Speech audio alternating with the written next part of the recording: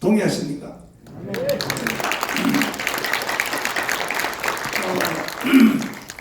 이제 토론을 하기 전에 먼저 여기에 대해서 전반적인 전체 발전을 김학성 교수님이 발전을 해주시도록 하겠습니다.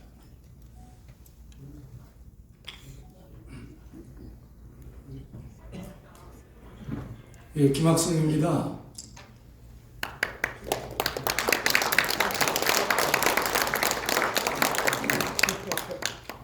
오늘 토론에 앞서서 제가 일정 부분을 오픈 프라이머리에 대해서 제가 간략하게 소개를 좀 하겠습니다. 저한테 주어진 시간이 몇 분쯤 나나요? 짧으면 좋습니다. 교수는 좀 길게 하는 성격이 있어가지고 죄송합니다. 빨리 하겠습니다. 제가 제목을 2024년 총선은 준 오픈 프라이머리로 해야 된다. 준자를 붙였는데요. 오픈 프라이머리에서 준자를 붙인 이유는 아주 설명을 드리겠습니다.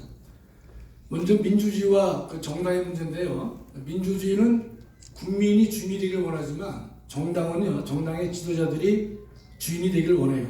두 번째로는 민주주의는 국민의 정치 참여를 원하지만 정당은 당원들만의 정치 참여를 원하고 있습니다. 그래서 현 공직 후보조대 문제점은요, 정당이 자신의 이해와 이익에 따라서 활동을 하는 것입니다. 국민의 이해나 이익을 따지지 않고 자신들의 이익을 위해서만 한다는 것이죠. 두 번째로는 우리 민주주의가 선거를 말씀드릴 터인데, 선거는 민주주의의 가장 중요한 수단입니다. 알다시피 그래서 민주주의의 심장부에 속한다 이렇게 우리가 말할 수 있는 것이죠. 선거는 과거를 제지하고 미래를 선택하는 기능을 하고 있는 것입니다.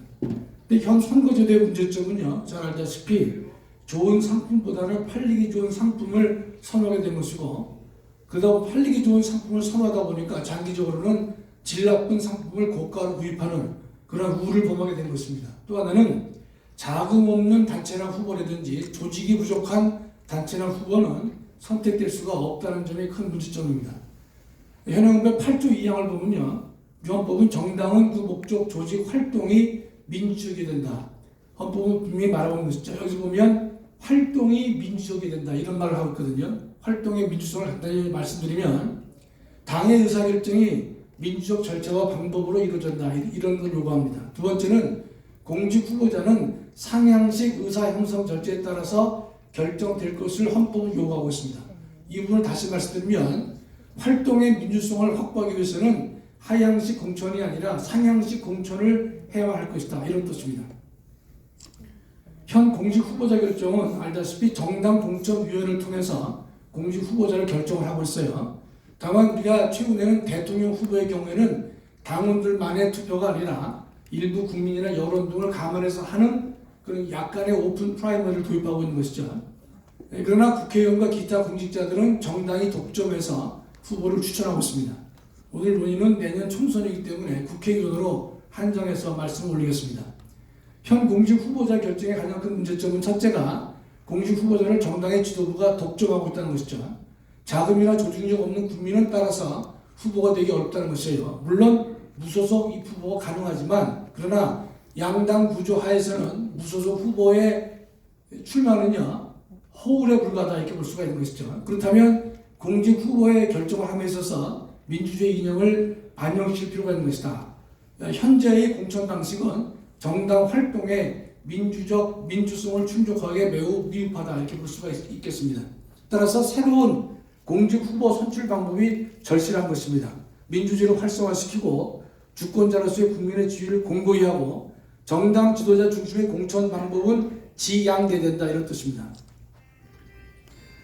미국식 오픈 프라이머리를 잠깐 좀 소개를 올리겠습니다.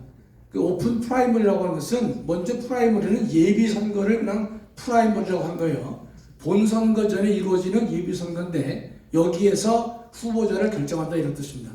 즉 선거를 통해서 후보자를 결정하게 돼요. 그러다 보니까 첫째 정당 지도자들의 권한이 매우 축소가 됩니다. 또 국민을 주권자로 대접하게 되는 경향이 큰 것이죠.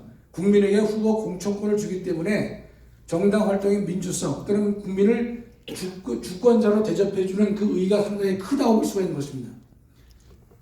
프라이머리에서 오픈이라는 단어를 쓰게 되는 것인데 오픈이라는 것은 뭔가 하면 당원 외에 일반 국민들도 이 투표에 참여가 가능한 것을 오픈 프라이머리라고 하는 것입니다. 이렇게 하게 되면 정당 지도자들의 당에 영향력이 줄어들 것이고 일반 당원과 시민들의 영향력은 강화될 것이고, 그래서 미국에서는 20세기 초, 즉 1900년대에 도입을 했습니다. 그 예비선거가 도입된 과정은 우려가 똑같습니다.